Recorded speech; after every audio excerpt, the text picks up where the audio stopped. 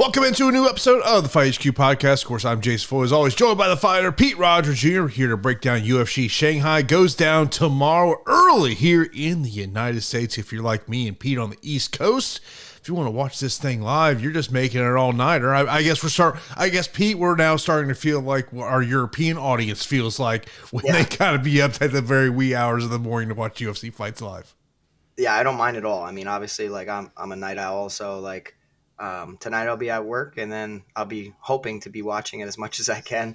And then when I wasn't working nights, I was always staying up and being like the super hardcore fan, waking up early, setting my alarm. Crap, I slept through the first couple fights. I ended up having somebody back out, you know what I mean? Like, oh man, my most exposed fighter got knocked out in 5 minutes, and it's just like, goodness gracious. But yeah, I mean, international cards are fun. I like it when it's like a noon start or a 10 a.m. start, but 3 a.m. is definitely not ideal for most of our listeners. Yeah, that's kind of the worst part, being here in the United States, being a DFS player is you might go to bed, at 11, 12, 1 a.m., depending on what kind of sleep schedule you have on the weekend, and you might wake up to realize like, oh, crap, a fighter you got maximum exposure to, that fight magically didn't happen. Co-main event obviously is going to be something that we have to pay attention to, because I will tell you, when I watched the stare down of them after the weigh-in yesterday, to me, it was the way Ortega was walking. That to me was, I mean, yes, you can look at his facial features, all that, but to me, it was the way he was walking, being at countless MMA weigh-ins throughout the year. There were times where I was doing that Bellator, every week going one city, another city. You would see fighters step up to the scale, and I would look at Bellator people go, ooh, he don't look good. Yeah, no, definitely. Brian Ortega, I feel like, hasn't looked motivated or the same in quite some time. But this is a different type of level, right? Like, inconsistencies of missing weight have been, I mean, look at Brian Battle. He was just released because he missed weight at 170 and then missed weight at 185. Nobody's safe, and it's a promotion of professionalism, or at least it should be. This is the standard. So we'll see if Ortega loses, what the UFC does. I don't necessarily. I mean, he's a huge name and a big star, but I mean, nobody's safe. And Ortega did not look good. He looked half asleep, which is something else. I mean, he was talking about being acclimated, and most fighters will struggle with acclimating to the opposite end of the world. You know what I mean? Like, it's going to be difficult. That's why like hometown fighters should have a slight advantage when it comes to the weight cuts, comes to the acclimation. But this is what I said on Twitter. I said, I highly doubt this fight goes through after looking at Ortega. I mean, I know that they agreed at 153 pounds, but it's just weird, right? Like, I could totally see this being a late cancellation. And despite like me wanting to get to a ton of Aljamain Sterling, I am hesitant. And I'm just hesitant that something comes up and Ortega doesn't come through. And then on the other hand, it does make me want to, the Aljamain Sterling finish lines are extremely tempting, Jason. Like the KO, TKO, the submission props. So like, what is the motivation? Like, not to mention, this is a 5-round fight. And I don't think many people realize that. And it makes no sense to me. But if it was a 3-round fight, all right, Aljo gets a decision. But with 25 minutes, guy looking as bad as he did at the weigh-ins, looking like a zombie, looking half asleep, stoned, drunk, whatever he looks like. He looks terrible. He had a terrible weight cut. I'm just interested in so much Aljamain Sterling that it makes me nervous.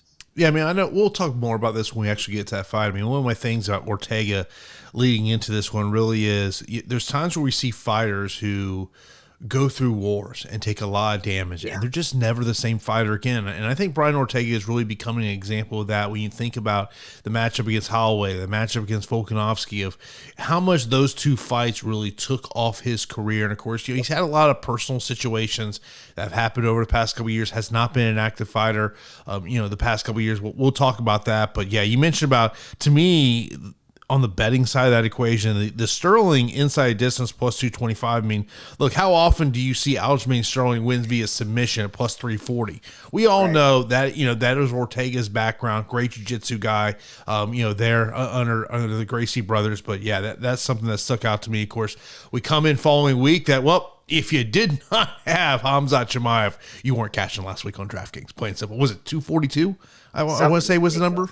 I mean, some some unreal I mean, just, and I thought the comical thing about that was just Cormier in the broadcast, like, just like clockwork, within 30 seconds, the fight's to the ground and just goes out there, and going to be interesting to kind of see how that plays off. But as we move ahead to UFC Shanghai, of course, if you want to get access to Pete's algorithm and his spreadsheet, all the numbers that he does have, you can sign up for his Patreon page. The link to that Patreon page is in the notes of this episode, whether you're watching us here on YouTube or if you're listening to us on the podcasting platforms.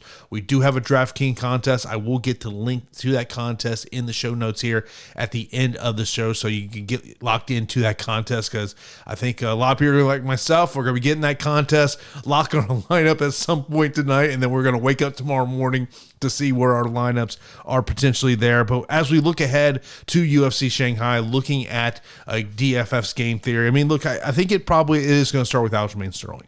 He has got massive ownership, but you just mentioned a second ago, Pete, the concern is going to be is if you're not staying up till 3 a.m. to lock your lineups, you're going to wake up going, did this fight actually go on? Yeah, I mean, it is what it is, right? Sometimes we burn money, and I'm willing to go down with the ship if so be it. And then if I wake up or I end up watching the fights continuously, I'll just make my money back with betting. But for DFS, like, say you're maxing out the 50 cents. I mean, $75. What's that? $75 to have an advantage of, like, having the correct guy. That's a part of a 5-round fight, facing a very volatile fighter who's untrustworthy. When you look at the metrics too, like, Sterling has a positive striking differential at 2.2, whereas Ortega has a negative striking differential at minus 2.51. The strength of schedule has been good for both, but it significantly favors Aljamain Sterling. 70% of his opponents have a win rate, whereas Ortega has 66, so a slight edge to Sterling. And then within their wins, 68% for Sterling, 62 for Ortega.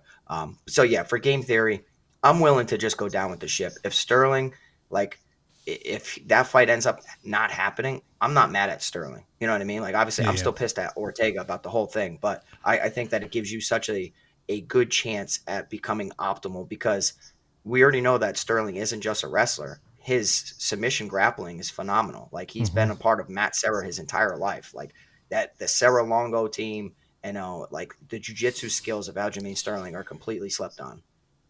You know what that means? What, do you think Ortega's going to get subbed? No. Pete the Heat is backing a syndicate fighter. That doesn't count, bro. That doesn't, like, just like they inherited Marab. Yeah, it doesn't. But that's not. He's not the homegrown guy. That ain't it. That's. He trains everywhere. He trains at the PI. So I'm telling you this right now. I'm gonna see if there's a syndicate MMA T-shirt, and I'm buying one for Pete. What's crazy is I feel like I would get along well with, like, John Wood and all the guys. Like, but it's just, I think they're very overrated when it comes to the Vegas gyms. I think it's Extreme Couture clearly atop of that. There is one comment I want to mention that was in the chat from Pete Warren. He goes, if this fight was in the U.S., it would be off. Being in Shanghai, it will probably go on. That is a great point. It is something that I thought about earlier on today of, maybe he doesn't go on there. The other side of this is, and Pete, I think you can kind of talk about this a little bit of when you do have a bad weight cut, how you rehydrate can really play a lot into this. Because one of my thoughts, because I was thinking about this, taking out the weight cutting aspect of it, I was like, okay, you're fighting a lightweight fight. Let's just call it what it is. You're a lightweight fight. You have a former bantamweight taking on essentially a former featherweight. Ortega has mentioned about he wants to fight 55. So I do wonder, are we going to have a strength aspect? That's where, like, in GPPs, I don't mind taking a chance on Ortega. Just because of the potential size. I mean, and you look at the ownership's a little higher than I thought it would be. But I think a lot of that is due to price point. One of the things when I look at ownership projections, man, there's not a lot that you look at and go, you know what? I like that. I like I'm getting some low ownership on a certain guy. Yeah, you can go out there and get some low ownership on Johnny Walker, but it's a boom bust play. I mean, let's just call it what it is. The main event's a boom bust. And like 100%. I don't. I think you want to get to both sides regardless, but I think you're also understanding that if you don't have that fight right, the loser's probably getting you 10 points max. Hmm. Yeah, exactly. I mean, the loser's going to be in a terrible spot. Um, to go and talk about the co-main event, like I think it's interesting because Ortega's facing a phenomenal wrestler in Aljamain Sterling. Aljamain Sterling's facing a phenomenal jiu-jitsu practitioner who can really put you in a triangle choke or a guillotine choke in the snap of a finger. So, like, Aljo has to be very careful. I know that he's wise to a ton of submissions, and I think that the grappling skills will nullify, which could end up being a striking matchup. And when you look at the striking differentials, Aljamain Sterling throws with a pretty good amount of volume, um, and it's surprising because you don't necessarily think of him as a talented striker. 4.41 Mm-hmm. significant strikes landed per minute, 4.08 for Ortega. When you look at their attempted, 8 for Aljo, but he's predominantly a grappler, and 11 attempted for Ortega. But what I will tell you is that, like, I could see a world where Ortega wins, and I can also see a world where this was a strategic move to be bigger against a guy that's trying to grapple you. Mm-hmm. Like I really can. The game is a very tricky game, and then maybe it's not a bad weight cut. Maybe it's lack of motivation. That's another thing too. So it's like, where's Ortega's head at? Like I Mm-hmm. want to get to this co-main event regardless because it's 5 rounds. I Yeah. don't necessarily know if I would avoid the co-main event. Clearly, the main event is a boom bust play. The loser's going to get you, like you said, under 15, 20 points. And there's clearly going to be a finish in the main event. But you have to pay for Mingyang, and then at Johnny Walker, you know what you're getting yourself into, especially with that chin. He's been knocked out more times than I can, or knocked down more times than I can, even recount. So very volatile fight, but I'm definitely going to be prioritizing the co-main event because of the price discount and the weight cut volatility. I mean, look, the pivot could be to the heavyweight matchup between Pavlovich and Cortes-Acosta if you're looking to Yep. maybe get away from the ownership of either A. Sterling or the ownership of Mingyang. Of course, you got any questions, be sure to line those up in the YouTube chat, or you can hit us up right in our Discord channel. Of course, link to that Discord channel is in the show notes. Of course, completely free to jump in that Discord channel. But let's get right in to break this one down. The matchup that's going to headline this one. And look, this fight is headlining this card because of the location it's in. I think if this fight card's in the United States, I think our co-main event would be the main event of this fight card. We got Johnny Walker taking on Zhang Mingyang. Mingyang priced at $9,400 on DraftKings, $22 on FanDuel. He's a minus 380 betting favorite. For Walker, priced at $6,800 on DK, $11 on FanDuel. He is a plus 290 betting underdog. And Pete, we can go through all the stats. This one, Mingyang, what does he look like if he doesn't get the victory in the first round? But I think the biggest question mark for me in this one is, can you trust the chin of Johnny Walker? Yeah, it's hard. It's hard for me to trust the chin of Johnny Walker. If you look at the striking differential for Zhang Mingyang, his striking differential sits at 6.36, whereas Johnny Walker sits just above the positive mark of 0.75. The striking ratio for Mingyang is 2.39, whereas Johnny Walker sits at 1.24. Obviously, I will say that for this entire card, I'll preface it with saying I don't mind if you favor the United States or UFC strength of schedule in compared to international strength of schedule, right? Like the competition through the United States regional scene and into the UFC in general, of course, is stronger than what's going on over in Asian MMA. It is just the facts. But there are some outliers, and I do think that Zhang Mingyang is one of those outliers, right? Like he hasn't fought the best competition. His strength of schedule sits at 52%, whereas Johnny Walker sits at 64%. But what Zhang Mingyang has is that death touch. And that's literally the Achilles heel of Johnny Walker is he gets hit so often that he gets, crumpled. And we've seen even footage of him getting knocked down or knocked out against a 19-year-old boxer. So it's like, I can't trust the chin of Johnny Walker. I can trust the experience because he has clearly fought and beaten some good UFC competition. And I also just have some uncertainties regarding Mingyang's like gas tank. What's he look like in rounds 2 or 3? He's been knocked out on the regional scene as well. And also, what does his grappling look like? Like on the regional scene, you have seen him grapple offensively, but I do think it's a scenario where like a guy in Johnny Walker can look at his brother in Walter Walker, who's had significant success. Granted, it's in the heavyweight division, very low level heavyweight division. But he's going out there and he's just implementing heavy grappling with submission attacks. And then if you look at Walter Walker's social media, he talks about his brother. I sent it to Jason. He said, I sent it to Jason, and it says, "Let's send positive energy to my brother Johnny Walker all week. Let's pray he wins against Zhang Mingyang by submission. We can feed families with this bet." So I just find that interesting because if Johnny Walker goes out there and looks to implement takedowns, we have seen him take down Ion Cutelaba. We've seen him submit Ion Cutelaba with a rear naked choke. I'm just interested. So I'm not crossing out Johnny Walker. I do think that the most likely situation is that Zhang Mingyang knocks out Johnny Walker. I've seen him hurt, dropped. I can't trust the chin. You saw last week where like I put stock into skills over durability, and I thought that Aaron Pico, I was worried about him getting knocked out, and I understood like, Lerone Murphy should probably be the favorite here. He's fought the UFC competition and all this and that. And despite looking good early, the durability did not check out for Aaron Pico. I could see a similar situation here where Johnny Walker's competitive until he's not.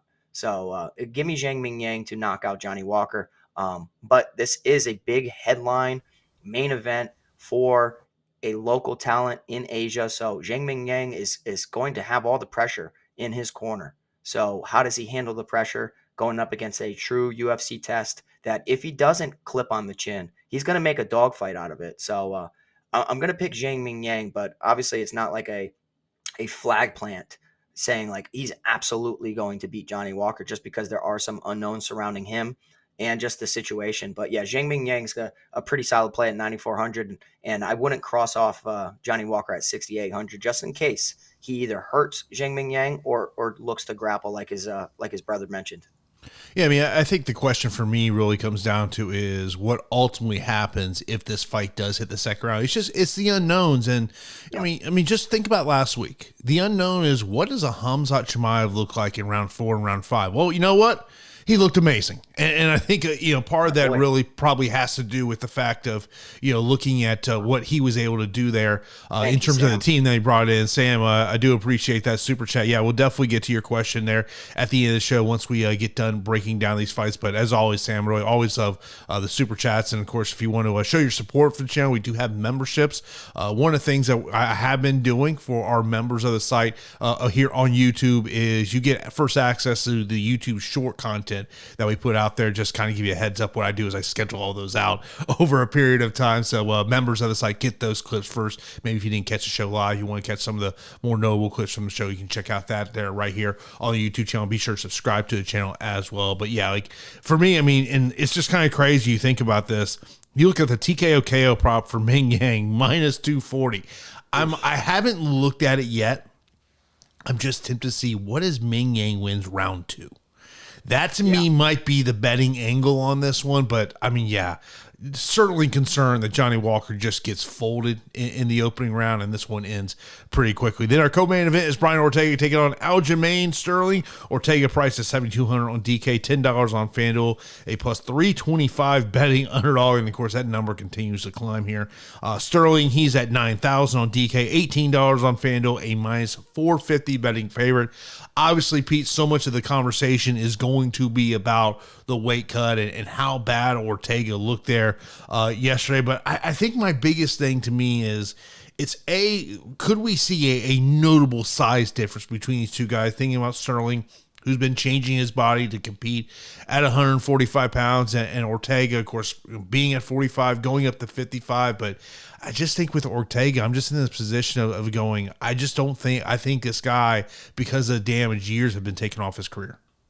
Yeah, I would agree and say that ever since the Max Holloway fight, I don't know if he's really been the same. So I don't say I trust Brian Ortega at all. He can definitely win this matchup. he can hurt and knock out Aljamain Sterling. We've seen Aljamain Sterling get knocked out against Marlon Moraes. I mean, really, that's one of the very few times that we've seen Aljo struggle. I mean, against Piotr Yan, he was getting tossed around, but Ortega's not an offensive type of offensive type of wrestler that can ragdoll Aljamain Sterling. I don't believe. I think the better wrestler and the stronger wrestler is clearly Aljamain Sterling, but the crafty submission specialist of Ortega can really threaten Aljo if he's not too careful. So, we'll have to see, but let's call it what it is. Aljamain Sterling just went 15 minutes against Movsar Evloev, who's one of the best fighters in the division. And then, prior to that, like he dismantled Calvin Kattar, and I think that he looks good at 145. I don't think he's undersized. I also don't think that Ortega is all that big. Like I don't know. I just can't trust Ortega. Yeah, I would probably say that I don't want to X him out because it's a winnable fight. And maybe a stack could work in this one, whereas like it just goes 25 minutes and it's a war. But I don't have a lot of confidence in Ortega to go in a war after seeing him at weigh-ins where he lost the war or lost the battle against the scale. So it's like there's no conviction here on the Ortega side. If anything, I am back in Aljamain Sterling, and not really much else to say. I mean, maybe Aljo disappoints and just goes out there and puts up a win and scores below 90 at 9,000 and makes the chalk not really be a part of the optimal lineup. But I'm going to take my chance with Aljamain Sterling. I really think that he can go out there and put a complete performance together against a guy that may lack some motivation. I had not thought about that stack aspect, but I do like, it's a big risk because you could potentially have 2 zeros in your lineup. Oh my God. Was that not part of your thought process? No, I didn't think about the 2 zeros. No, I mean, 1 zero is bad enough. 2 zeros, you ain't cashing nothing. So. Yeah, I mean but I had not thought about the stack aspect of it, but I do like that thought process. I mean, that stack really could work, especially when you kind of look at some of these other ones. I mean, we talked about the props a little bit earlier on Aljo. Inside distance plus 225, TKO KO plus 650. That's kind of an intriguing one based on what we've seen with Brian Ortega with the weight cut here. Sub plus 340, plus 105 the decision. I don't think this thing goes 5 rounds. That's just my overall general thought. Yeah. I feel like if you're going to take that decision prop on Aljo, you're going to be sweating that thing out. Sweating I liked the decision prop when I thought it was a 15-minute fight. And then when I kept doing research, I'm like, what? Wait. Yeah, it's always been 25 minutes. What the hell? I really don't understand. Especially I believe it was initially they were looking to have this as a fight night main event, and that's why it was 25 minutes. But yeah, it's a 25-minute fight. By the way, I mentioned about the score. If you were in that score channel last night, I did mention about the PFL a little bit. I'd mentioned that I did like the value of the underdogs with Antonio Carlos Jr., who went out there and got a win against Alvin Colley. And I mentioned I liked the underdog aspect of Dalton Rasta. What I ended up doing, I didn't play Rasta. I played the under 4.5 rounds, which was pretty much the same number. I got it at plus 145. Rasta was plus 160. And man, just crazy how this sport is. 3 years and a day separates. Weird. Headshot, bang. I mean, you put those two highlights together of Leon's KO of Usman and Fabian's KO last night against Rasta. It's the same exact move. It's pretty crazy. Yeah, it was awesome. I mean, Dalton Rasta clearly shows that 15 minutes is his home. 25 minutes, like his gas, even in a 15-minute fight, right? You see his gas tank start to really, really deplete the longer the fight goes. I mean, he goes out there hot out the gate, looking to finish you, looking to implement hard wrestling, good grappling, and he's got a lot of muscle, man. So it's tough for him to maintain that pace. And credit to Edwards to put that beautiful head. I think that, I mean, I can't say it's more brutal than the Kamaru Usman fight, but it's impressive because I don't view Fabian as being that quick and power. That kick was fast. That was a beautiful kick. Yeah, I mean, I think the craziest part of that aspect is that the PFL is not going to the immediate rematch of Van Steenis and Eblen. I'm sure that has not made the Eblen camp very happy based on what happened in that matchup there. But my thought process going into it was I was thinking, I go either Dalton's going to get him out within 4 with wrestling and submissions. And in the early on that fight, he was going for that arm triangle choke, which is his favorite submission. But then I go, I just don't think he's got 25-minute cardio. And so I was banking. My whole bet was banking on Ross doesn't have 25-minute cardio. We're going to get a stoppage at some point, one way or the other, and just some brutal knockouts over there. Next up, we've got a heavyweight matchup: Sergei Pavlovich take on Waldo Cortes-Acosta, which I'm starting to think about. Waldo Cortes-Acosta, is he the next Martin Buday? Bro, I don't.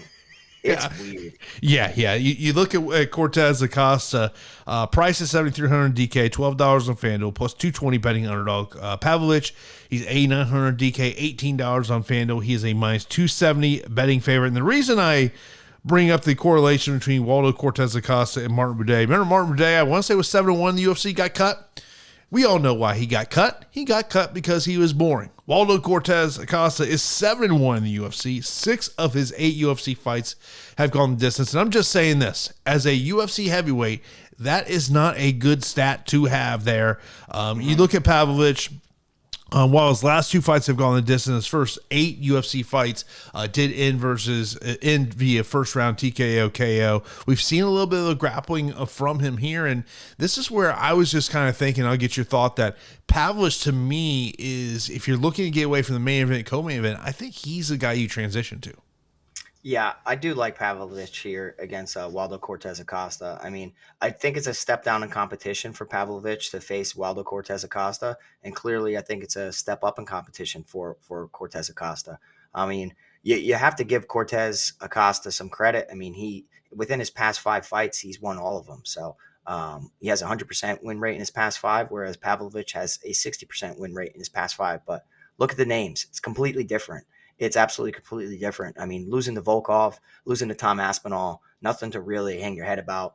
I think that Pavlovich clearly has the power in this matchup to knock out Waldo Cortes-Acosta. The issue is that Cortes is actually a pretty solid boxer. He implements a jab, which a lot of fighters avoid.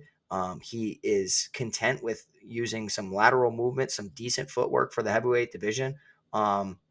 And he kind of plays with his food. He's not going to go out there and overexert himself. So if you go out there and you punch yourself out in round 1, Cortes-Acosta, he'll sit there and he'll pick you apart in rounds 2 and rounds 3. Now, when I'm looking at the data, the striking ratio clearly favors Waldo Cortes-Acosta, and I found that surprising. Striking ratio for Pavlovich sits at 1.19, whereas the striking ratio for Cortes-Acosta sits at 1.74. But I think that's largely due to the strength of schedule. The striking differential, they both have positive striking differentials, 0.73 for Pavlovich, whereas Cortes-Acosta sits at 2.55. I found that interesting. I did find that interesting. So it's like, man, I can see a world where you really think like Cortes-Acosta has just, hit a next level. And he's improved. And whereas Pavlovich could actually get outboxed in a situation like this, a power puncher going up against a technical boxer, I don't think that happens, man.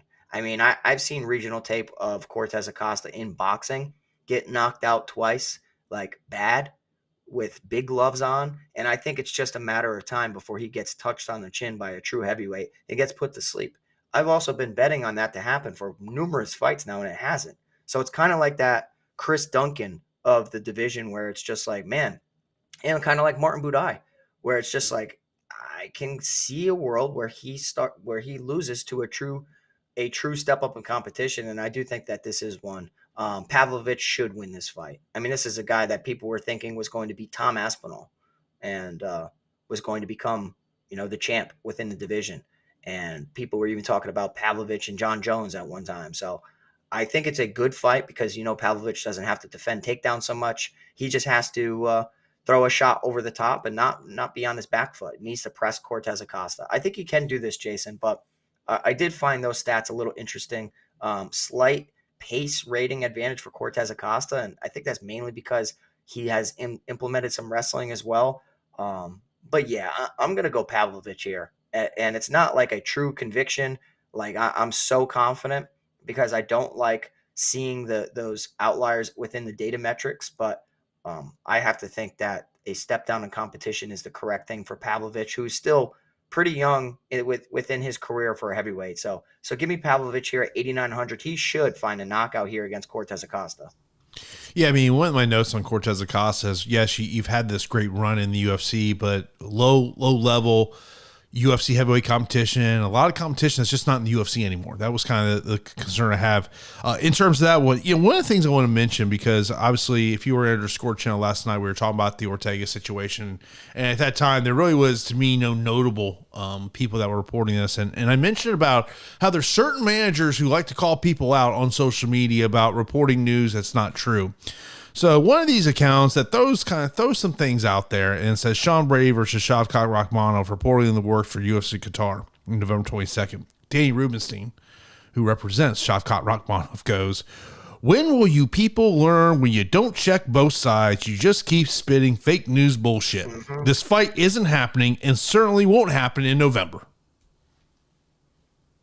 Can't believe everything you read on Twitter. Everybody's looking to be the first to break news, and that's the problem. I love Danny. Danny is so he gives no fucks. Yeah. I mean, he's one of these. There are certain managers that just don't like to live on social media, and they'll just let content spew. They just don't care. Then there's certain managers like Danny Rubenstein that's like, nah, fuck you bitches.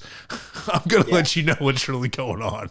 Yeah, and I don't blame him, right? I mean, because it's a big deal to put something out there false and then to start having the media get behind it, or it's just like, man, let somebody else break the news and make sure it's accurate.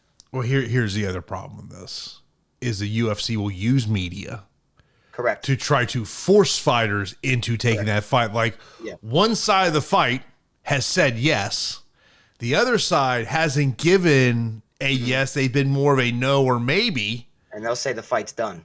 And they're using social media as a way to use their power and pressure to get you to take a fight. That is the crappy politics of the UFC. I'm just letting people know this is what happened here. But yeah, to me, Pavlovich is a pick here. I think he gets the job done.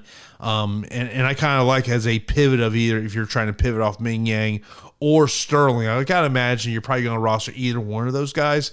But if you're looking to get away from one of them, and maybe you look to get away from Sterling just because of the high ownership, maybe Pavlovich is the way that you go there. Next up, we got Sumudaerji taking on Kevin Borjas. Borjas price is 7,700 DK, $15 on FanDuel. He's plus 140 on the money line. Sumudaerji, he's priced at 8,500, $17 on FanDuel. He is minus 170. We look at Sumudaerji. He did snap a 3-fight losing streak back in April. That win against Mitch Raposo. But it should be noted, 3 of his 4 UFC losses have come via submission. Borjas started 0-2 in the UFC. By the way, but sometimes, there's times where these losses really age really well. His UFC debut was a loss against Joshua Van Beek. Yeah, exactly. I mean, like, and he had moments. I think that Borjas can have moments against small guys similar in stature to him, but in a situation where he's on the opposite end of 7 inches in a height and reach department, I think it's just a little troublesome because he needs to get inside and let his hands rip. The striking ratio for Sumudaerji sits at 1.67, whereas Borjas sits at 0.85. Striking differential is positive for Sumudaerji at 1.77, and it's negative for Borjas at minus 0.89, negative 0.89. So I like the length and the striking of Sumudaerji, and his striking's never really been the problem. It's if he's facing a well-rounded fighter that can take him down and expose his lack of submission skills. And I don't see Borjas doing that here. And this is going to be a kickboxing fight, and it's one where it's probably just going to be a boxing match, to be honest. Maybe they'll chop at each other's legs, but I think that the big, long, straight left hand of Sumudaerji is going to, come into play here. Within their past 5 fights, Sumudaerji struggled, sitting there at 40% win rate, whereas Borjas is at 60%. I mean, I do like Sumudaerji here just because I think that the length is going to give some issues to Borjas. I have picked Borjas in the past. I'm pretty sure I picked Borjas to beat Rodriguez in the previous matchup, which he did come up as an underdog. I don't think that he's going to pull off this fight here. He could land a shot and hurt Sumudaerji, who we have seen get hurt, but usually the wrestling is the Achilles heel for Sumudaerji. Granted, I don't blame anybody for not wanting to back a favorite, a part of, the the part of the world with less strength of schedule, But when I do look at the strength of schedule for Sumudaerji, win rate of his opponent sits at 58%, not great. Borjas sits at 64%. Within their wins, 53% for Mudaerji, 55% for Borjas. So, like I said, clearly the strength of schedule, even though Mudaerji's fought more times in the UFC, it's just outside the UFC, it's pretty poor. But I do think that Mudaerji has the skills to get this one done, and I'll be picking him here at 8,500. Yeah, I mean, I think that's one of the things, and I think we probably put more of a focus on this when it comes to the United States regional scene, where, there's just certain regional promotions that you really don't love backing those fires, and there's certain regional promotions that you do just because of the matchups that they make there. I don't mind taking the underdog shot in Borjas here. I don't mind that, and from a DFS perspective, and just looking at what ownership is on him. Nice little under 20% ownership sitting where he's at right now. So, I mean, that could be someone that you do look at there. Now, one of our most expensive fighters on this card is taking on Kiefer Crosbie. Kiefer Crosbie priced at $6,900 DK, $8 on FanDuel. He's a plus 350. Betting underdog Nueraji, who's making his UFC debut. He is priced at $9,300 on DK, $20 on FanDuel. He is a 5-1 betting favorite. One of the things that does stick out to me is the fact of he has not fought in over a year. His last fight was August the 10th of 2024.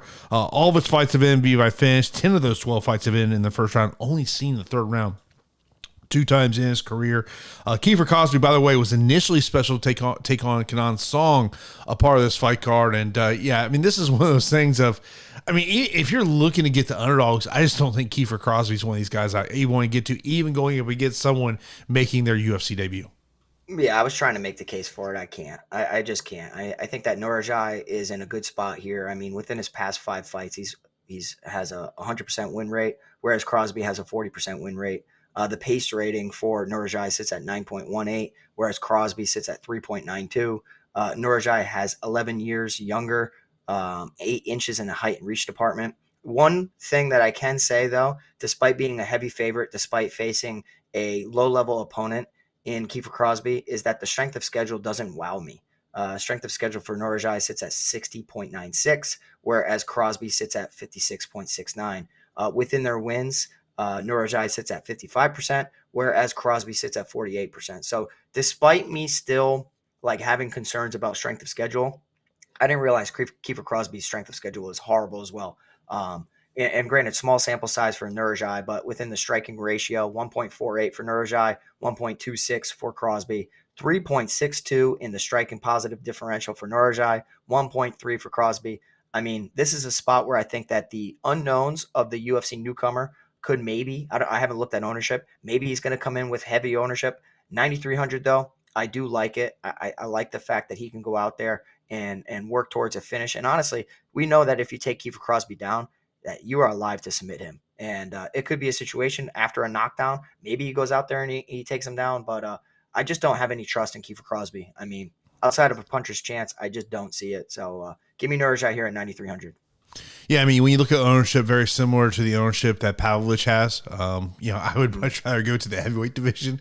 I have a little more faith. But yeah, Kiefer Crosby, just a guy that even if you look at his time in Bellator, I mean, he really didn't have that notable win. I mean, every time he kind of had that step up competition, and primarily in Bellator, he was really used for those international cards, in the UK to push those ticket sales in terms of that. Next up, we got Maheshate taking on Gage Young.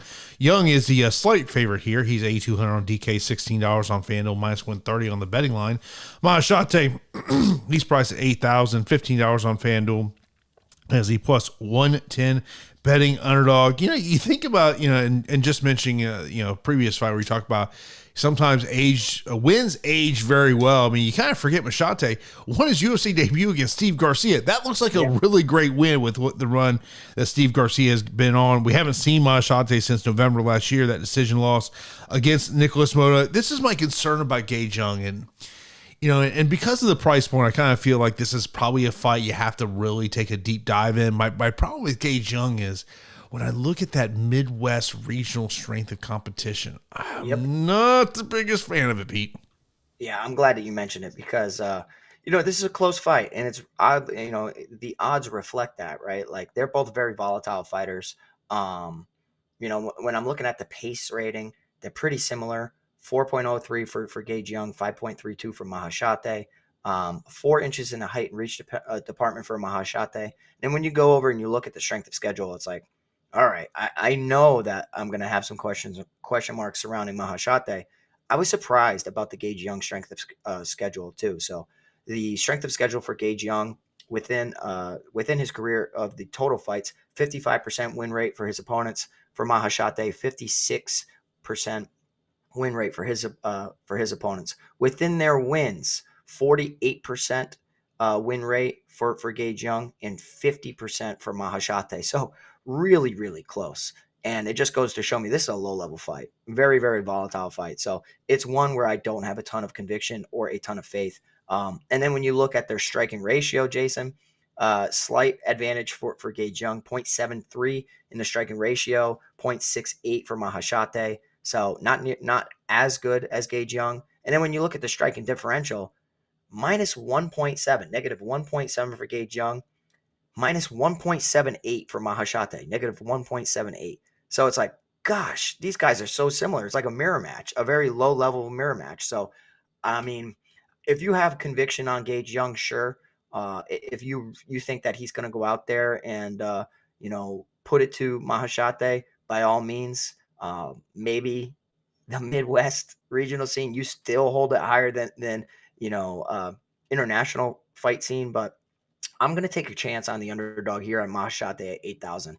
I think that he's a pretty big guy for the division. He does have good power, and he doesn't have great striking accuracy, but he throws a lot. 29% striking accuracy. What the hell is he aiming at? But when you look at their strikes attempted, 13.3 for Maheshate, 10 for Gage Young. I would like Gage Young a lot more in this situation if I knew he was like going to lace up his wrestling shoes. I just don't know that's going to happen. Perhaps that could happen here. But yeah, I'm going to pick Maheshate. I think that people, when you look and you see like, wow, he beat Steve Garcia, like that's a huge win. Garcia's been crushing everybody within the division and a step back right hand, like he has that power. So I'm going to pick Maheshate, but I have no faith in either one of these guys. I think it's a very low level fight. But honestly, a lot of times we need those low level fights a part of our lineup. So I would, maybe blindly just make sure I have a ton of each of them. Yeah, this is one of those fights that I really want to pay attention to. Where does ownership go in terms of some of these bigger, larger field GPPs? But yeah, I do kind of lean, because there's not a lot of underdogs I'm really in love with this week. But I'm talking about, some underdogs I want to take some chances on. I think Maheshate definitely fits there in terms of that one. Then we got a matchup in the flyweight division. You got Charles Johnson taking on Loner Kavanagh. Kavanagh, priced at $8,800 DK, $17 on FanDuel. He's a minus 210. Betting favorite. Charles Johnson, 7,400 DK, $13 on FanDuel. He is a plus 175 betting underdog. And Charles Johnson, to me, is one of these underdogs that really does kind of stick out to me in terms of this one. Hasn't been finished in the UFC. 9 of his 11 UFC fights have gone the distance. Does hold a win over Joshua Van. Now, you remember, Joshua Van looked great in the first 2 rounds of that matchup.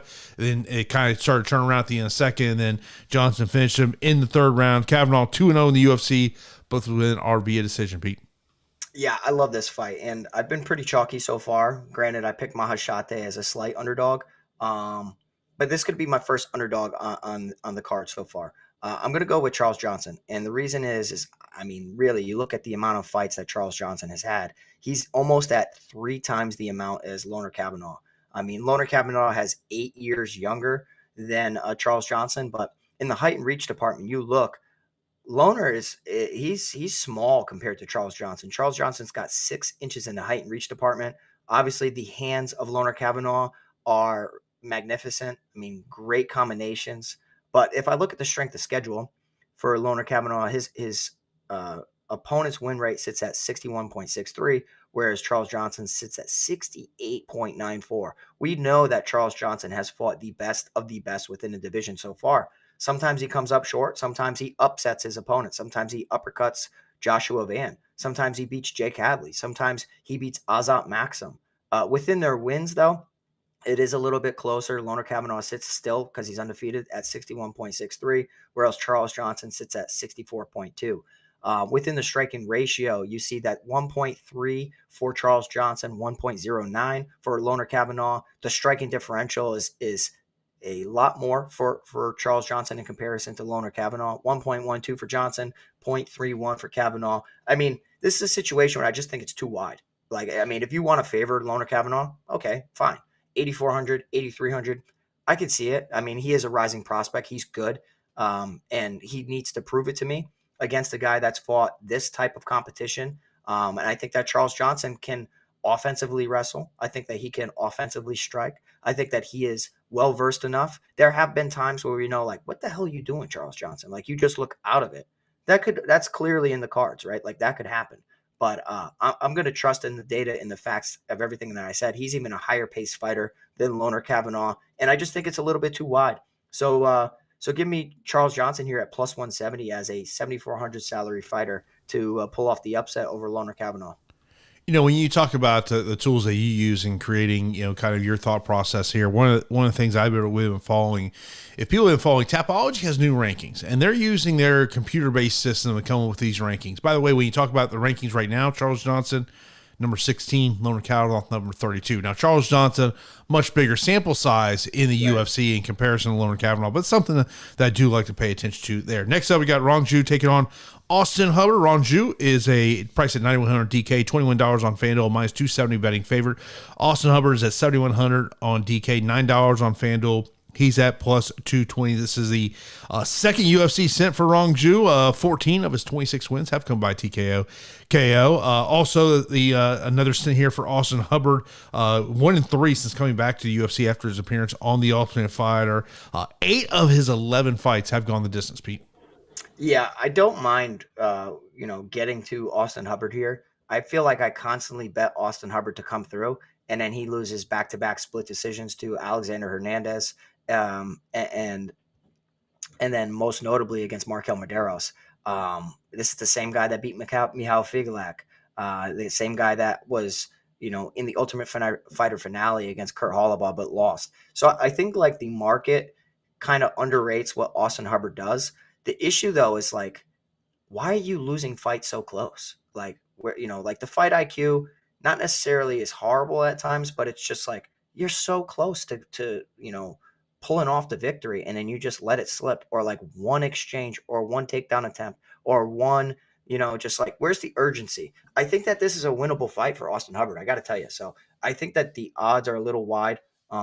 You have a tremendous amount of experience for both fighters. 32 fights for Rongzhu, and 25 fights for Austin Hubbard, and that does not include the Ultimate Fighter fights. You have Rongzhu 8 years younger than Austin Hubbard, 1 inch in the height and reach department for Hubbard. When you look at the strength of schedule does favor Austin Hubbard. Sits at 65.64 in his opponent's win rate, whereas Rongzhu sits at 62.91. But within their wins, slight advantage for Rongzhu sitting at 61.46, and Austin Hubbard sits at 60.47. This is a situation where if you look at the striking metrics, like you'll see Austin Hubbard switching stances a decent amount, but within the striking ratio, he's lacking against Rongzhu. 1.01 for Hubbard, slightly better for Rongzhu, 1.07. Slightly better positive differential, striking differential for Rongzhu sitting at 0.39 and 0.05 for Hubbard. So this is one where, I really think that Austin Hubbard, being the vet within the UFC, can go out there and make things interesting. We've seen both of them implement takedowns in the past, pretty similar, to be honest. 1.56 takedowns landed per 15 minutes for Rongzhu, 1.59 takedowns landed per 15 minutes for Austin Hubbard. But he attempts more. 5 attempted for Hubbard, 2.5 attempted for Rongzhu. So we'll have to see. We'll have to see if that 84% takedown defense of Rongzhu holds up. Very tricky fight, and one where like I can actually get to Austin Hubbard is probably one where I would increase my exposure. I haven't looked to see if he's still working out of Chicago, but we know that Hubbard has, gone back and forth between Team Elevation and then started to working with Valley Flow striking system. So I don't know, man. I still think I'm going to favor Rongzhu because he hits hard. But I'm a little nervous about the price tag because I do think that um, he can disappoint. And yes, he's still been in Chicago, it seems, working with Mike Valley. So we know that that team, a part of VFS, is a strong team and one on the rise. Ooh, do I do it? Do I do it? I'm not going to do it. I'm still going to pick Rongzhu, but I made my case for Austin Hubbard, and he's one of the underdogs that I don't mind getting to a decent amount. It's always, I think it's one of these things every week we think about is like, who's going to be that 9K fighter just, Yeah. craps the bed for us. And maybe Rongju is that guy, but Austin Hubbard's just a guy I've just never really had a lot of faith in, especially when we talk about fantasy score upside. But at his price tag, he just goes out there and gets you a win. It's going to really help you develop that winning lineup there. Next up, we got Michel Pereira taking on Kyle Daukaus. Michel is priced at $9,200 on DK, $19 on FanDuel, minus 270 betting favorite. Daukaus priced at $7,000 on DK, $9 on FanDuel. He's a plus 220 betting underdog. Of course, Kyle Daukaus returning to the UFC after being the CFFC middleweight champion. Has not competed since June of last year in MMA. Of course, if you follow him on social media, he's been begging to get back into the UFC. Anytime there's someone who falls out of the fight, he's on social media campaigning for it. When you look at Michel, lost back-to-back fights against Anthony Hernandez and Abus Magomedov. Prior to that, he had won 8 fights in a row. But I think you talked about the evolution of a fighter. I think when we think about Pereira, it was always about that Capoeira style, but he's kind of become a more patient fighter over the past couple of fights, Pete. Yeah, and he's hit some hard times, right? Like Michel Pereira has, I mean, he's been exposed. If you can offensively wrestle, pin him to the mat, you can fatigue him. I mean, granted, Anthony Hernandez does that to everybody, but he broke Michel Pereira in that fight. Abus Magomedov went out there not with an as heavy grappling attack, but he implemented some grappling to win some rounds, bank some rounds, and it worked. If you can get on top of Michel Pereira, you limit his upside. But if you stand and get into a kickboxing fight with him, he can flow for days. So it's all dependent on what type of fight. Pereira has some dynamite in his hands, and he can hurt you. So like a lot of times he's gotten away facing grapplers in the past, like an Andre Petrosky, who had the upside of doing the same exact things of Fluffy Hernandez and Abus Magomedov, taking him down, banking rounds, possibly threatening with submissions, but Michel Pereira knocked him out beforehand. He goes to the body well. He hits really hard. And if you have no urgency in your grappling and wrestling game plan, then he can go out there in style on you. Um, he's just a guy that's kind of at a crossroads, right? Because he's lost back-to-back fights. He's very talented. I do think, though, that there is some trouble in a matchup going up against Kyle Daukaus just because of the grappling upside and the submission threat. Like we know that Michel Pereira has good submission skills as well. It's mainly the wrestling. So I don't view this as a matchup where Daukaus can go out there and just completely dismantle Michel Pereira, but I don't know where his head's at. He seems like, maybe just frustrated. Yeah, and sometimes frustration can really just, dictate how your career goes. And if maybe he's not putting in the work in the wrestling and the grappling, maybe he wants to just strike. I know that Kyle Daukaus has been putting in a ton of work. And I've always said it. I think that Kyle is the more skilled fighter of the Daukaus brothers, and one that hasn't had nearly the success that his brother did at one time. But I think that Kyle has true skills. Like I think that his grappling is fantastic.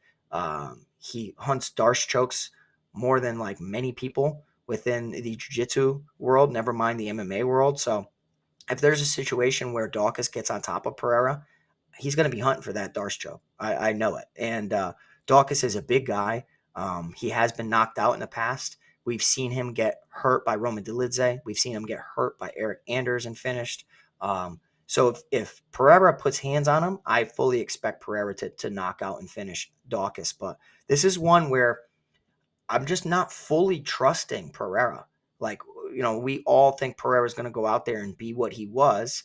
Maybe he's lost a step. Maybe he doesn't care anymore, and I know that Daukaus is hungry as hell. So for underdogs, I don't blame anybody wanting to get behind Kyle Daukaus, and I don't blame anybody wanting to increase their exposure to him.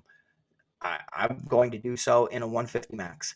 But I'll tell you what I think the more likely situation is that Kyle Daukaus runs into a powerful shot and gets knocked out. So I'm still going to back Pereira, but clearly it's not like a flag plant situation. I told you guys last week, when I flag plant people, I'm very, very, very confident. Khamzat Chimaev, Tom Aspinall, two of my best calls, and it turned out to be two of the best fighters in the world. I don't have any confidence around in Pereira, but I am going to pick him to beat Kyle Daukaus here. The strength of schedule favors him too. He had a ton of fights, ton of experience, 66.7 in the strength of schedule for Pereira, 63.64 for Kyle Daukaus. Within their wins, 65%. Win rate for Pereira, 59% for Kyle Daukaus. So I am going to back Pereira, but I'm definitely a little nervous. Yeah, I mean, just the Daukaus brothers. I mean, I think we've seen what they've done in UFC and outside of UFC competition. To me, I think it's take Michel Pereira or pass on the fight. That's just kind of where I'm at in terms of this one. Pete, you got a 12-1 betting favorite. And I know he's taking on Westin Wilson. And Westin Wilson, obviously, he is a guy that I would say that I root for just because I got to know Westin Wilson over the past couple of years. So he's someone I root for here. But like when you talk about someone who is 0-2 in the UFC, but went 5-0 in the road to the UFC, and I got to put a price tag of $9,900 on him. We hear that term red flags. Yeah. My red flags are up right now on this one. Yeah, I don't blame you, man. I mean, Yizha and Westin Wilson, man, volatile fight, super volatile fight. I mean, it's one where you look at it and Zhang has won 83% of his fights, whereas Wilson's won 65% of his fights. 8 years younger is Zhang, 8 inches in a height and reach department for Westin Wilson. Westin Wilson's really big for the division. And I think that range can cause some problems for anybody within the division. And we know that he's a submission threat off of his back. But I don't like seeing him on his back going up against a better submission practitioner in Yizha here. So obviously I don't like that. This is one of the 2 fights that I haven't completed the strength of schedule for. But I know that the striking ratio for Yizha sits at 0.98, whereas Westin Wilson, despite supposedly being a long, rangy striker, training with Stephen Thompson and all that, sits at 0.29. He's just not had any good luck within the UFC. Striking differential is negative for both, negative 0.03 for Yizha, negative 4.04 for Westin Wilson. My goodness, that's horrible. But let me just tell you, I think the price tag's ridiculous. Price tag's absolutely ridiculous. $9,900. I mean, this isn't Khamzat Chimaev. This isn't one of the best fighters in the world. It's a winnable fight and one where he can look to completely take down Westin Wilson and submit him. But $9,900. I mean, I think the frame alone could give some problems to Yizha about taking him to Takedown City. I think it could be one and done, which is why like $9,900 for me, it's like, God dang, I don't know about that. The long kicks, the submissions off of his back. We saw what happened in the Jekasaragi fight. So like, I think Westin Wilson can clearly win this fight, but I mean, the guy has lost a lot within his career. He's lost 9 times and he's been submitted 4 times. He does have 12 submission victories, but I think defensively, submission wise, he's flawed. And I think a guy in Yizha can go out there and with 30 MMA fights, I think that Yizha is one of my favorite fighters from the road to the UFC. He lost to Gabriel Santos. Like that's not a bad loss. Gabriel Santos is freaking good. I think that Yizha rolls here, but the price tag's ridiculous. For DFS, I'll let other people do it, but I think that he clearly should win. The price tag to me is what scares the crap out of me. Yeah. I mean, you're going to, if you like some low end 7,000 options, I can see you getting him to get away from some of the other higher price tag. That's the thing that concerns me. And look, for Westin Wilson, you look at his 2 UFC losses, Joe Anderson Brito and Gian Silva. It's not like he's been put up there against, the lower of this division here. Look, I'm not going to pick Westin Wilson here as much as I have to, but to me at a 12-1 betting favorite, $9,900 DK, $23 on FanDuel, the price tag just scares the absolute crap out of me in terms of this one. Next up, we got Long versus Yu. Yu is a slight betting favorite. He's minus 120, $8,300 DK, $15 on FanDuel. Long, $7,900 DK. and $14 on FanDuel. Long 101 in the UFC is coming off a third round victory back there in November. SuYoung Yu is 2-0 in the UFC, both decision wins, and he has gone to decision 4 straight fights, and all those fights were either in the road to the UFC or in the UFC, Pete. Yeah, so this one's interesting, right? Because I do love the grappling talent of SuYoung Yu. I think that his takedowns are excellent. But outside of his takedowns, the rest of his game is lacking, in my personal opinion. 4.75 takedowns landed per 15 minutes with 55% accuracy translates to 8.6 takedowns attempted per fight. It's a lot, but he is going up against Rongzhu, who has a takedown defense of 77%. Granted, Jason, that's going to be tested. That's going to be tested early, and it's going to be tested often. I think this could be a very close fight, and it's one where damage versus control can really come into the equation, because the better striker of the two is Rongzhu. I mean, he really is the better striker. He has more data behind him in the striking department because he's willing to trade a little bit more than SuYoung Yu. 5.4 strikes landed per 15 minutes, whereas SuYoung Yu sits at 1.88. But it's all because of like the style of fight that SuYoung Yu wants. He doesn't want to strike. He'll strike enough, but if he's forced to strike, I think that he needs to up his volume if he wants to compete with Rongzhu. And that's where I just don't have the faith in SuYoung Yu's striking. I know what his grappling's like, but I don't have faith in his striking to really out volume or hurt Rongzhu. I mean, Rongzhu sits at 5.4 strikes landed per minute, whereas SuYoung Yu is at 1.88 in the attempted 4.27 for SuYoung Yu, 10.8 for Rongzhu. And the 71% striking defense of SuYoung Yu, I think, is inflated, clearly because, that most of his fights don't last on the feet all that often. He knows what he wants and he gets it. But I think in an extended kickboxing moments, I think he's going to struggle against Rongzhu. And guess what? Rongzhu has a 77% takedown defense, and he can offensively wrestle. So I feel like he can, stuff some takedowns or work his way back up, fight for underhooks, reverse position, maybe offensively attempt some stuff. We don't know if like SuYoung Yu can defend everything. His takedown defense sits at 66%, and that Rongzhu is going to attempt he's going to land 0.84 takedowns per 15 minutes with 25% accuracy. Means he's going to attempt about 3.5. And I just think it's a different look. So I'm going to go with Rongzhu here, Jason. I mean, like, I love SuYoung Yu's wrestling and grappling, but I don't have faith that the entire fight is going to be within that department. So it's a close fight, and it's very, very close. When you're looking at the advantages, 2 years younger is Rongzhu, 7 inches in the height and reach department. And I think that 7 inches in the height and reach department can also help him defend some takedowns or work his way back up. So, this is one where I haven't finished the strength of schedule for either one of these fighters either. It's the only other fight that I haven't done it for. But it's one where I think like you're going to see Rongzhu is going to have a better striking differential as long as he can keep it there. So one way or another, I think this is a sneaky fight to target, but I'm going to go Rongzhu as the slight underdog to pull off the upset. Yeah, it's you definitely like the salary in terms of that one, and just kind of tells you what the betting community thinks. They believe this one's going to go a decision based on what you're seeing for the props for inside distance TKO and KO. I mean, inside the distance for Long plus 525, plus 475 for you. You got a plus 1,000 for you to win by TKO KO, plus 900 by submission. Plus 150 to win by decision, plus 175 for long win by decision. But there you see their opening fight of the night is in the light heavyweight division, where Uran moving back down to light heavyweight after taking a short notice UFC debut at heavyweight here, taking on Diyar, who is a slight betting underdog. He's 7,500 DK, $13 on FanDuel, plus 115 Uran. He's at 8,700 DK, $17 on FanDuel. He is a minus 135 betting favorite, Pete. Oof. Good luck with this fight. I mean, Uran Satybaldiev against Diyar Nurgozhay, and it's one where Uran is 9-1 and Diyar Nurgozhay is 10-1. So both guys are not green, but they're definitely in the early stages within their career.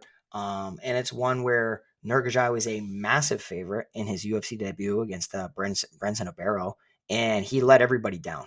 So I think the market is a little angry at Nurgozhay here. He was a minus 400 favorite and ended up looking terrible against Brenton Ibero and got submitted via Kimura in the second round.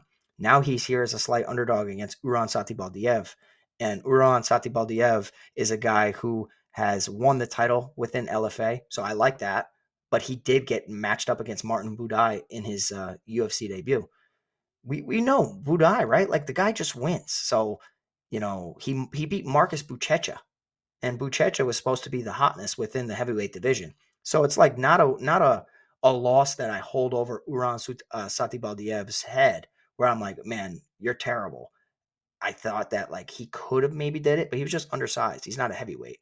So Satybaldiev has 7 inches in height and reach department. Nurgozhay has 3 inches in the youth advantage.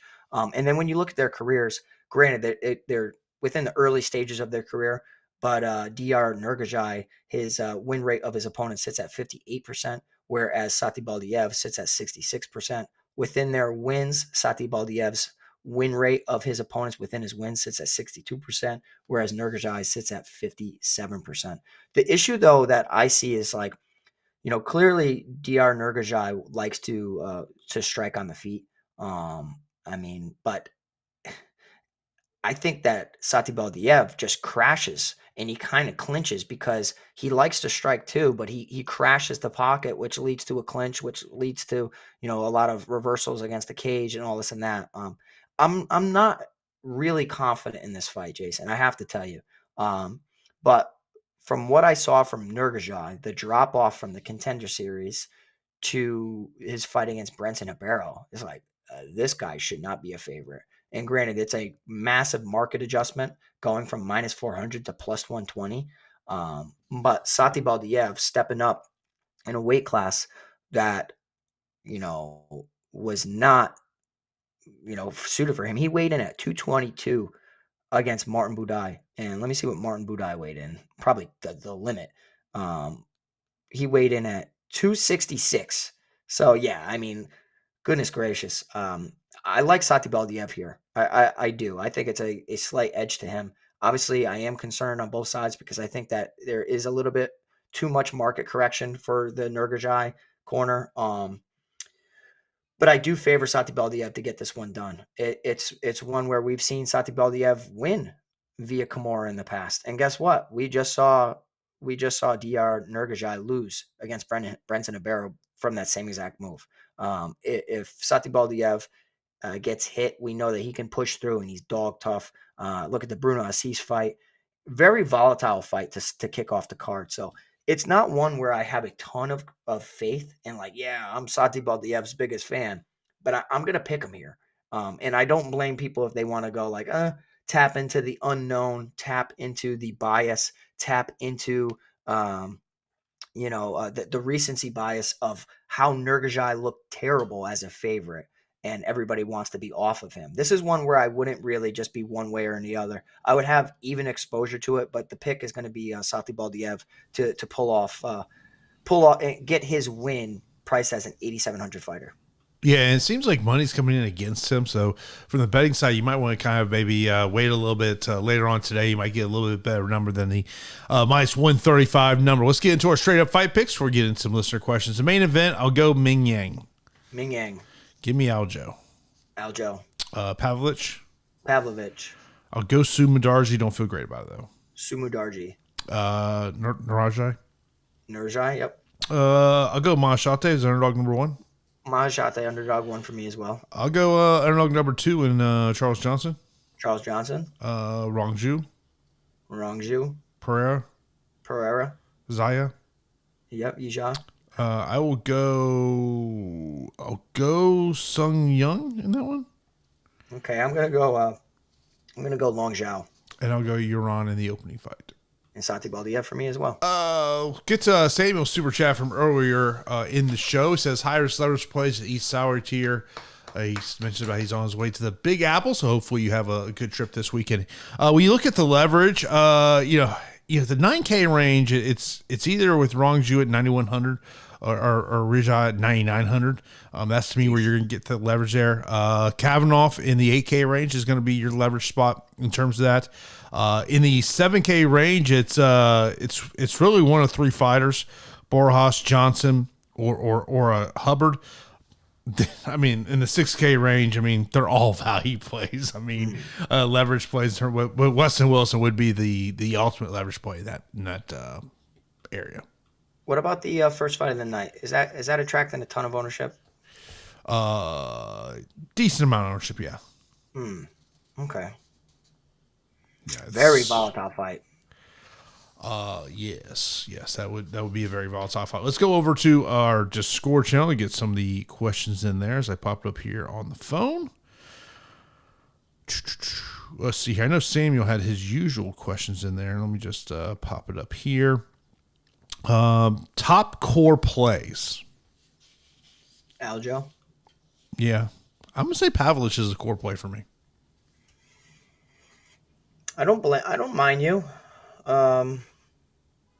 I think I'm going to say Charles Johnson as a core play because of the price tag, and because I don't see how that's not a competitive fight. Yeah, no, I'm with you there. Live dogs. For me, it's Maheshate and Johnson. Yeah, it's Johnson, Maheshate, Rongzhu for me.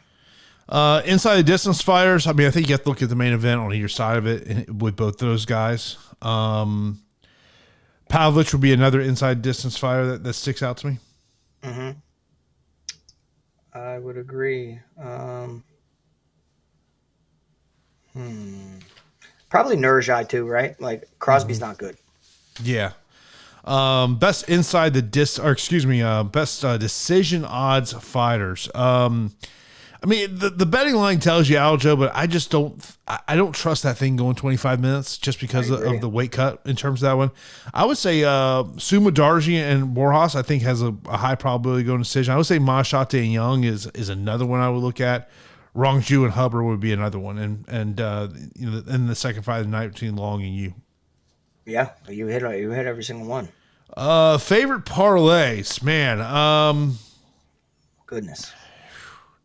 I mean, the problem is like you look at Aljo, like if you're gonna put him in a parlay, you gotta go prop game hunting on Aljo, just because I really don't want to put a minus 450 in a 3-fighter parlay. Yeah, if it goes 25 minutes, I'm thinking that he barely escaped rounds because I really think that he's going to finish him. Yeah, I would like to see. I haven't really looked at the over 2.5 round lines. Let's see what the over 2.5 is on Maheshate, Young, Johnson, and Kavanagh. I mean, I'm sure they're juiced, but that would be something I'd be interested in. Okay, I like it. In terms of other parlays, I mean, it'd probably be Pavlovich. I mean, it's not going to give you great odds, but Pavlovich, Sterling, and Mingyang. I mean, but it's not going to give you a great number. Yeah, I mean, I do like that though. Yeah. Top dart plays. Probably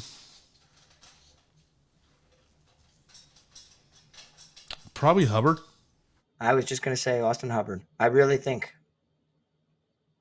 Yeah, I mean that's the one that sticks out to me. Top captains, MVPs.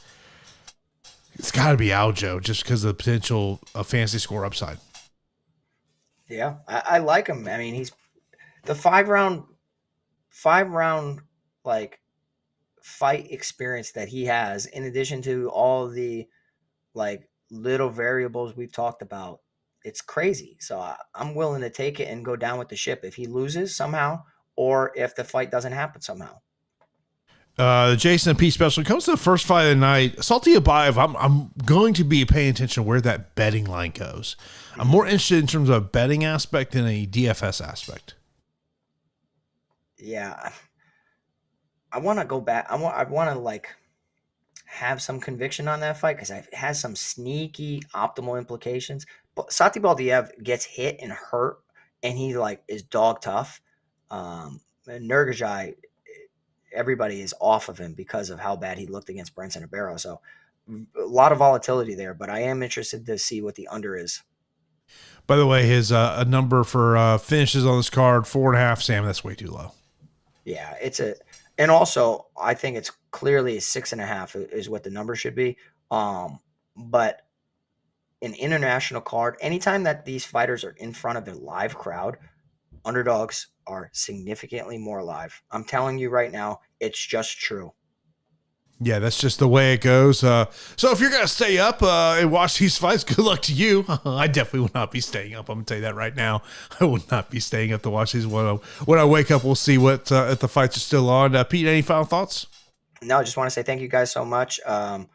Things are crazy for Jason and I right now, with Jason kicking off with the football season coming up, and with my baby boy coming into the world within the next couple weeks, within the next week, within the next 3 weeks. So if for whatever reason we're unable to do a show, we apologize, but we will definitely let you guys know, and we'll try to do it, try to let you guys know in as much advance as possible. But just want to say thank you so much. Hit that like button, get us over 100 likes, subscribe to the channel, tell your friends about us. And of course, thanks for being a part of the Fight HQ community.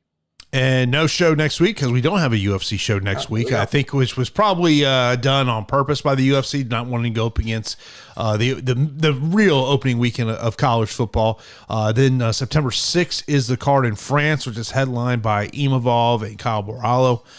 Then we get into UFC Noche. Then it's UFC 320. So we'll get into a round of shows, but no show next week. So as always, we appreciate everyone who tunes in for every episode of the podcast. And we will talk to you in 2 weeks when we'll get you ready for that card in France.